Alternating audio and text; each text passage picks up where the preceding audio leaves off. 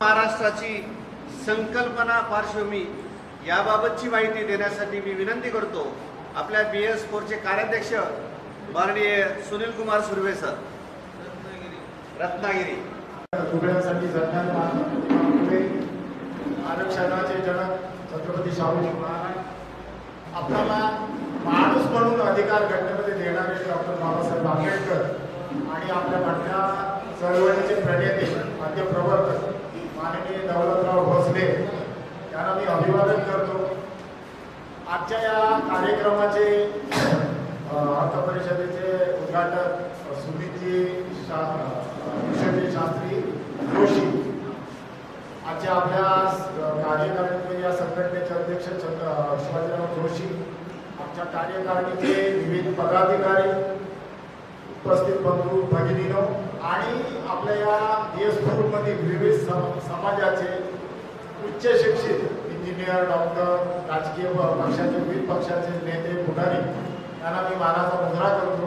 आणि मला जे काय शिवाजी सगळ्यांचे काय 2 शब्द बोलण्यासाठी सांगितलं मी माझ्या प्रस्तावना भाषणाची सुरुवात करता हा सर्वांना एक विनंती करतो की चांदा ते पांदा असं म्हणतात आणि हा आपला महाराष्ट्र आपल्या अखंड भारत देशाचे एक अशी भूमी आहे की इथं युग पुरुष निर्माण झाले आणि इथून महाराष्ट्रातून क्रांती झाली, देशाच्या स्वातंत्र्याची झालेली आहे.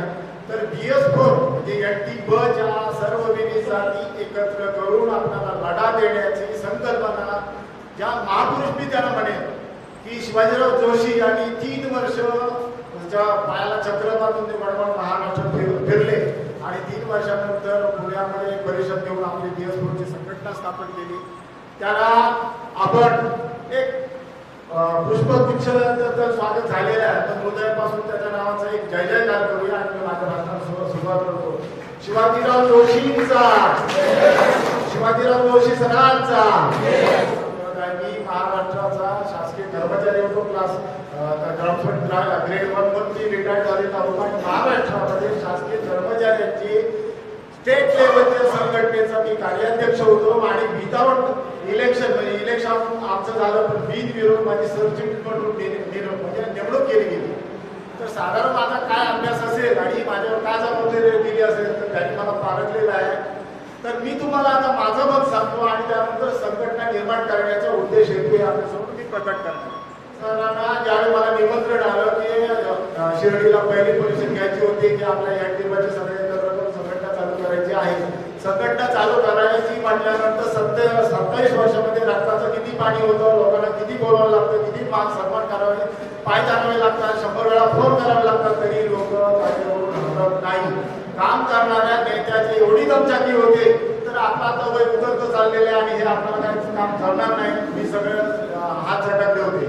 परंतु जोशी सर एवढे चिकाटीपात्र व्यक्तिमत्व आहे की काम कसं करून घ्यायचं ते त्यांच्याकडून शिकावं. त्यांनी की आपली चिकाटीपणास लावून ते मध्यस्थी इकडे सर्व ते कोल्हापूरचे त्यांनी मला सांगितलं नाही सुरवे सर तुम्ही यायला पाहिजे. मी मिटिंगला आलो आणि त्यांच्या आत्तापर्यंतच्या प्रत्येक मिटिंग मी अटेंड करतो. एक कार्यकर्ता म्हणून माझं पहिलं काम काय आहे ते माझं आता आपण नेतृत्व निवडलेलं आहे. महाराष्ट्राने BS4चं नेतृत्व म्हणून शिवाजीराव जोशीला आम्ही निवडलेलं आहे. तर माझं पहिलं आद्य कार्यकाळ त्याचा जो आदेश असेल इथं उडी मार म्हणजे मी मारणार, मग मी सगळे मरेन हे मी नाही. त्याला आदर्श नेमलेला ज्यांच्याकडे आपण घटना लिहून दिली आहे त्याप्रमाणे ते काम करायचं, त्या कामाचा आदेश देणारे कोणतरी पाहिजे. म्हणजे आपल्या शरीराला आदेश देणारा आपला मेंदू असतो, तसं संघटना चालवणारे कुठलं तरी नेतृत्व आपण मानलंच पाहिजे. आणि जर ते एक नेतृत्व मानलं आणि त्याचा पाठपुरावा करत आपण सुरुवात केली तर नक्की आपण यशाकडे जाऊ. मग आता त्यांनी हे सुरुवात केलेली आहे, त्याच्यासाठी BS4 ची घटना लिहिलेली आहे, डाउनलोड केलेली आहे, वाचा पाहिजे तर मी आता तेवढं बोलू शकत नाही. तर त्या BS4च्या घटनेच्या प्रत्येक मुद्द्याला धरून आपल्याला पुढे जायचं. आता मी तेवढं काय इथं विषद करू शकत नाही, पण BS4 निर्मितीची काम गरज आणि काम आवश्यकता आहे मी आपल्याला आवर्जून सांगतो. मी जोशी समाजाचा आहे, पण आमच्या जोशी समाजामध्ये भरपूर 7, 8, 9, 10 संघटना आहे. प्रत्येक तालुक्याला जिल्ह्याला संघटना असं मी पाहिलेलं आहे. असं जर चालत असेल तर शासन दरबारी आपण यशस्वी होऊ का? तर नक्की नाही. कारण शासनाच्या जो कारभार चालतो असा कोर्टामध्ये कारभार चालतो. जज ना पुरावा दाखवा, म्हणजे लोकांना माहिती आहे एखादी केस जिंकायची असेल तर तिथं आपल्याला पुरावा दाखवावा लागेल आणि तो पुरावा दाखवला तर शासन दरबारी कोणतीही संघटना असू दे, शासकीय सरकारची कर्मचाऱ्यांची संघटना असू दे, कामगार कंपनी ऍक्टमध्ये कर्मचारी संघटना असू दे किंवा सोशल सर्व्हिस मधली अशी संघटना असू दे, त्यांच्या काय डिमांड न्याय मागण्या आहेत त्या जर आपल्याला मान्य करून घ्यायच्या असतील आणि त्या सरकार दरबारी मांडायच्या असतील तर सरकार दरबारी मिनिस्टर जरी असले तरी त्या खात्याचे ते तज्ञ IAS लेवलचे उच्च शिक्षित उच्च विद्यापीठ लोक तिथे बसलेले असतात आणि त्यांचं टार्गेट काय असतं, समोर आलेल्याला निरुत्तर करून बाबा हे तुझं काय असं म्हणून पुढे प्रयत्न पद्धतीने आपल्याला शासन दरबारी आपली न्याय मागणी असली तरी आपण ती मिळवू शकत नाही. मग याच्यासाठी काय केलं पाहिजे तर आपल्याला आधी पहिली आपली रजिस्टर्ड संघटना असली पाहिजे. माझं असं म्हणणं नाही आणि दावाही नाही की प्रत्येक समाजाची संघटना रजिस्टर नाही म्हणून.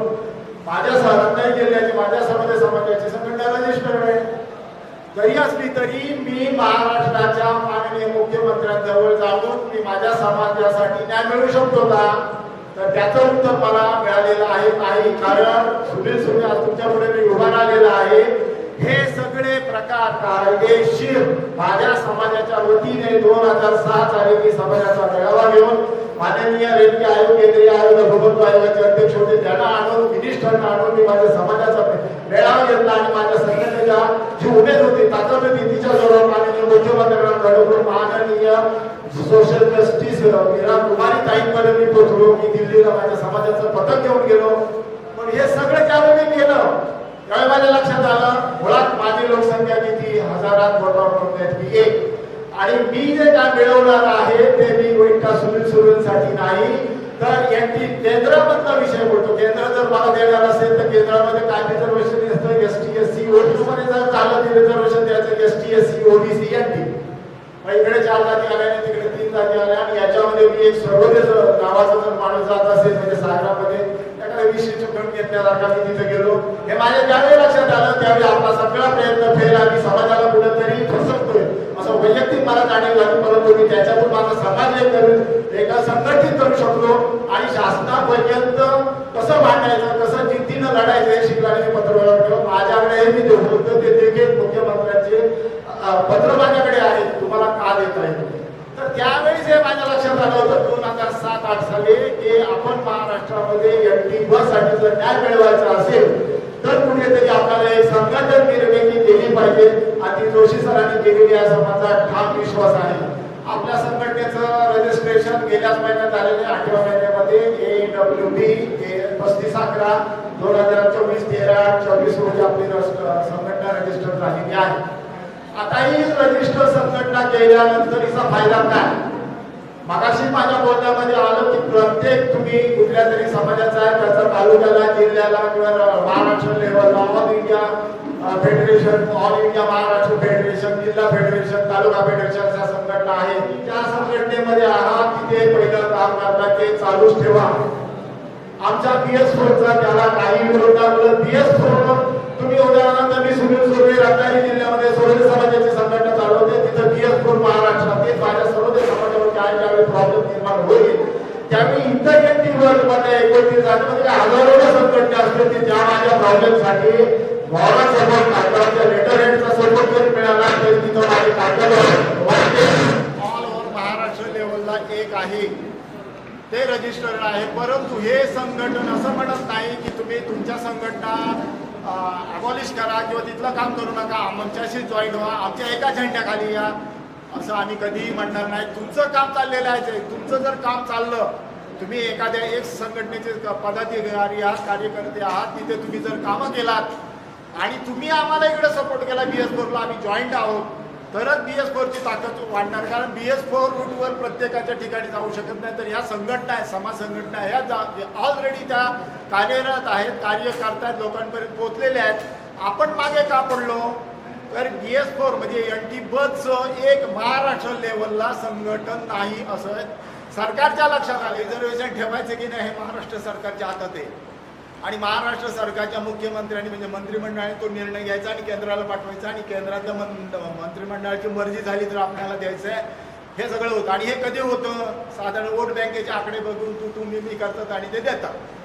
हा झाला आपल्याला. पण आपल्याला तो घटनादत्त अधिकार म्हणून जसं ST SC ला आहे का तसा मिळत. पण तो तसा मिळवण्यासाठी जर आपण लाखोच्या संख्येने एकत्र जर आलो, मगाशीच आमच्या इंगळे सर बोलले की आमचे 2 तरुण असे झाले की मी पडणार आहे माहिती आहे, पण समोरच्याला पाडून पडणार, एवढी जरी भावना निर्माण झाली तरी आपला विचार महाराष्ट्राच्या मंत्रिमंडळामध्ये होईल आणि जे आपली ग्रँट्स म्हणजे ज्यावेळी वित्त विभाग सगळे आपलं बजेट मांडतं, त्या बजेटमध्ये प्रत्येक राज्यासाठी ग्रँट्स डिस्ट्रीब्यूट करतात की शेवटचा आकडा जो आहे तो इम्प्लिमेंटेशन म्हणजे 100 कोटी दिले तर मार्च एंडला 100 कोटी 100% खर्च करेल. हे केव्हा करेल? आपण सगळे राजकीय एकत्र हे व्यासपीठ तयार करू त्याच वेळी करेल. कारण त्यांना माहिती आहे की हे चांदा ते बांदा हे 35-36 आता आपले जिल्हे झालेले आहे. प्रत्येक जिल्ह्यामध्ये मी 50,000 सोडून देतो, 25,000 तरी वोट बँक आमदार खासदारांचं बघा पडण्याचं मार्जिन बघितलं 5 ते 10, 15, 20,000चं मार्जिन ते पडलेले आहे. तर आपल्या जिल्ह्यामध्ये म्हणजे एका कॉन्स्टिट्युशनमध्ये जर आपण 10,000 जर एकत्र लक्षात घ्या, आकडा मोठा नाही, 10,000 संख्या जर आपली एक माफी आपण आपल्या उमेदवारासाठी जर डिक्लेअर केले तर नक्कीच आपल्या त्या जिल्ह्यातल्या त्या प्रदेशातल्या राजकीय नेतृत्वाला ती साथ मिळेल आणि ते निवडून येतील. हे आपल्याला सांगायचं आहे. याचा उद्देश एवढाच आहे. आता आहे माझं बोलण्याचा मतीचा अर्थ की राजकीय इच्छाशक्ती म्हणजे वोट बँक आपली क्रिएट झाली तर आपल्या कार्यकर्त्यांना पाठबळ मिळेल, आपल्या संघटनेला पाठबळ मिळेल आणि आपल्या संघटनेच्या माध्यमातून उद्या आपण कोर्टातही जाऊ शकतो. पहिली पायरी काय? महाराष्ट्राच्या मुख्यमंत्री यांच्यापर्यंत पत्रव्यवहार करून, आंदोलनं करून, रस्त्यावर उपोषणं करून, आता जरांगे पाटील करतात ही, याप्रमाणे आपण ते सगळे आंदोलनं करून ते यशस्वी करू. ही यशस्वी करत असताना आज आपण इथं 100-150 हजर राहिलो, उद्या आपली ती संख्या 5,000 होईल, 2 वर्षाने 10 होईल, 20 होईल, अशी ती वाढत जाईल आणि त्यावेळी सरकारचं ते लक्ष आपल्यावर केंद्रित होईल. मग सरकारने हे सगळं करून सुद्धा कायद्याचं दिलं नाही तर आपण कोर्टातही जाऊ शकतो. कारण काही लिगल बाबी अशा आहेत की त्या द्यायच्या आहेत आणि जर त्या दिल्या नाहीत तर आपण कोर्टात जायला पाहिजे. मग कोर्टात गेल्यानंतर कोर्ट त्यांची प्लॅनिंग असेल तर हे आपलं हायकोर्ट ते आपल्याला डिझॉल्व केस करेल तर सुप्रीम कोर्टात जायला पाहिजे. सुप्रीम कोर्टात सुद्धा लढायचं झालं तर लाखोनी रुपये लागतात, लाखोनी केस जज करायला. पण हे केव्हा होईल? शिवाजी जोशी सरांच्या मागे ज्यावेळी असो त्यांनी वळून पाहिलं की समजा त्याच्या लक्षात येईल की आज माझ्या समाजाचे म्हणजे पंचायत समितीपासून खासदारकीपर्यंत 1,000-1,500 सदस्य तयार झालेले, आमदार, खासदार, ग्रामसेवक, पंचायत समिती सदस्य, जिल्हा परिषद सदस्य एवढे तयार जर मी केलेले असतील, यांचं अस्तित्व मला टिकवायचं जर असेल आणि माझ्या समाजाच्या 1975 सालामध्ये जे काय आमचं दुर्लक्षित राहिलेलं आहोत त्या सगळ्या योजना मिळवायच्या असतील तर आम्ही इथे तडक सुप्रीम कोर्टात सुद्धा जाऊ. हे केव्हा घडेल? हे सगळं आपण एकत्रित केल्यानंतर. तर सांगायचं तात्पर्य ही BS4 संघटना निर्माण करण्याचा उद्देश हाच आहे की आपण राजकीय आपलं अस्तित्व तयार करायचं. म्हणून आपल्या लोकांना सपोर्ट करणार. जर तुम्ही आता जाऊन आपल्या लोकांना हा संदेश द्या, बाबा रे तुम्ही संघटना चालवता त्या चालवा, आणखी डबल ताकद घ्या, पण BS4च्या झेंड्याखाली एकत्र या. काशीरामजींनी उत्तर प्रदेशचं सरकार ताब्यात घेतलं, मायावती तिथं मुख्यमंत्री बनवल्या, त्यांनी इथं पुण्याला IAS होते, रिटायरमेंट घेतली, सायकलनं उत्तर प्रदेशचा दौरा केला, सगळे वोटर्सना बांधले, आपले विचार त्यांच्यापर्यंत पोचवले आणि माझ्यामध्ये 10 ते 15 वर्ष त्या मायावती 2 टर्मला काहीतरी मुख्यमंत्री होत्या. तिथे त्या मुख्यमंत्री UP सारख्या प्रदेशामध्ये बसपानं आपला मुख्यमंत्री नेमला. तर हे आपल्याला काही कठीण नाही, ही आपली सुरुवात आहे. आता महत्त्वाचा टेक्निकल पॉईंटवर येतो. मग हे सगळं कसं करणार? अशी साहेबांनी एक उत्तम प्रकारची आपली कुठली संघटना चालवायची असते तिला बायलॉज लागतात आणि ते बायलॉज आज आपण संघटना रजिस्टर केलेले आहे आणि त्याच्यामध्ये ते लिखित आहे, त्याप्रमाणे आपण ती वाटचाल करणार आहोत. मग आता ही वाटचाल करत असताना आपलं पहिलं उद्दिष्ट काय आहे? प्रत्येक जिल्ह्यामध्ये, प्रत्येक तालुक्यामध्ये आणि प्रत्येक गावामध्ये म्हणजे गाव, तालुका आणि जिल्हा असे BS4चे कार्यकर्ते निर्माण करायचे. गावामध्ये BS4चा कार्यकर्ता निर्माण झाला की एखादा तिथेच ग्रामपंचायतीचा कुठला तरी दुसरा सदस्य आहे त्याने त्याला ते क्रॉस करायचं नाहीये, त्याने BS4चं सगळी माहिती तिथे त्यांना पुरवायची आहे. बाबा BS4 म्हणजे काय? आता मी जे बोलतो मेन उद्दिष्ट, आता मेन उद्दिष्ट मी बोललो, पण त्याने थोडक्यात या बायलॉजमध्ये काय दिलेलं आहे ते त्याने तिथं तिथल्या गाववाल्यांना समजून सांगायचं आहे. तुम्ही कुठल्याही जाती समाजाशी अटॅच राहा, कुठेही करा, पण ज्यावेळी आपल्या न्याय हक्काच्या ज्या मागण्या येतील त्यावेळी ज्यावेळी सपोर्ट करायचं असेल त्या BS4ला आपण जॉईन राहू. आणि BS4ची संघटन ताकद काय आहे हे महाराष्ट्र सरकारला सदस्य संख्या ज्यावेळी आम्ही अटॅच करू त्यावेळी ज्यावेळी लाखांनी 5 लाख 10 लाख 50 लाख ज्यावेळी संख्या दिसेल त्यावेळेस नक्की महाराष्ट्र सरकार आपला प्रत्येकाला न्याय देईल हे त्याने सांगायचं. तर असं तालुक्या म्हणजे गाव पातळीवर झालं, तालुका पातळीवर झालं आणि जिल्हा पातळीवर झालं. तर जोशी सरांचं नियोजन पहिलं जिल्हा पातळीवर एक 100 लोकांचे कार्यकर्ते तयार करायचे. हे 100 कार्यकर्ते खाली जाऊन त्यांनी काय बोलायचं तर आपल्या मनाचं न बोलता इथे जे काय आपल्याला लिखित दिलेलं असेल म्हणजे ते आता तिकडे इकडचा शब्द थोडा तिकडे होईल पण मेन उद्देश तिथेच आहे हे त्याने तिथे खाली जाऊन सांगायचं आहे आणि त्याप्रमाणे एक सच्चा कार्यकर्ता BS 4चा तयार करायचा. असा गाव पातळीपासून तालुक्यापासून जिल्हा पातळी असा प्रत्येक जिल्हा डेव्हलप झाला की असे महाराष्ट्रातले 35-36 जिल्हे डेव्हलप झाले की आपलं BS 4 संघटन नक्की यशस्वी होईल. हा एक त्यातला महत्त्वाचा पॉईंट आहे. म्हणजे असं हे मूळ रूटवर कार्यकर्ते तयार करण्याचं आपलं उद्दिष्ट आहे की आपल्यामध्ये एक तज्ज्ञ ज्ञानी मंडळी आहे. आता यूट्यूब परवाच त्यांनी एक आपल्या तयार केलेली आहे आपल्या BS 4ची. तर या प्रसिद्धी माध्यम याला म्हणूया आपण प्रसिद्धी माध्यम की आता जो आपल्या राजेंद्र साळुंखे सरांनी दौलतराव भोसले विधान भवनामध्ये विधान परिषदमध्ये आपले अधिवेशन चालतं त्या अधिवेशनमध्ये आपल्या समाजासाठी काय बोलले हे सगळे कागदपत्र 1500-1600 कागदपत्र उपलब्ध केले. आता ते जर आपण वाचले तर आपल्या लक्षात येईल की आपला एकेकाळी नेता 75-80-81च्या दरम्यान विधानसभेमध्ये भांडत होता आपल्यासाठी आणि जे आपण 70-80 नंतर जे काय सगळे आपण नोकरीला लागलेलो आहोत ना ती दौलतराव भोसलेंची कृपादृष्टी आहे असं मला म्हणावं लागेल. आणि ईश्वरी कृपा अशी की त्यावेळी वसंतराव नाईक मुख्यमंत्री साहेब होते ते सुद्धा NT मधले होते. त्यामुळे त्यावेळी जो काय 1995 पर्यंत नंतर सुधाकरराव नाईक मुख्यमंत्री झाले त्यावेळी आमच्याकडे 2 वेळा 10वी नापास झाले सुद्धा टाराटर शिक्षक लागले. मला हे का आवर्जून सांगायचं होतं की मुख्यमंत्र्याच्या खुर्चीमध्ये NT बसचा माणूस बसलेला होता त्याने तो तिथं आपल्या अधिकाऱ्यांना सांगितलं हा अनुशेष भरा. मग तुम्ही त्याच्यानंतर अभ्यास करा 1995 नंतर NT बसचा अनुशेष तशा प्रकारच्या नोकऱ्या तुम्हाला लागल्या का नाही. आणि त्याच्यानंतर NT बला थोडासा मागे जातो विषांतर होते पण सांगावंसं पाहिजे की NT बला तोडण्याचं काम झालं. तुम्ही सांगा मी आता 2च समाजाची नावं घेतो कारण नावं घेऊन मला दुश्मन माझ्या अंगावर घ्यायचे नाहीत पण समाजासाठी मी घेतो. NT ब मध्ये आपल्याला त्या काळी 4.5% आरक्षण होतं त्याच्यामध्ये छकलं केले आणि ज्या समाजाकडे NTची व्याख्या काय आहे ज्यांच्याकडे घर नाही दार नाही जागा नाही राहायला असं म्हणजे भटके परंतु ज्यांच्याकडे जमीन आहेत ज्यांच्याकडे शेळ्या गुरं ढोरं अशी चांगला सदन समाज आहे धनगर अशांना NT आणि शासनानं पॉलिसी काय केले NT वाले बोलतील ना म्हणून त्याच्यात कट मारला आणि त्याला क म्हणून वेगळं आरक्षण दिलं. अशी गोष्ट की गवळी समाज आहे श्रीकृष्णाच्या काळापासून तो डेव्हलप समाज आहे त्याला सामाजिक राजकीय अस्तित्व वेल सेटेड समाज आहे.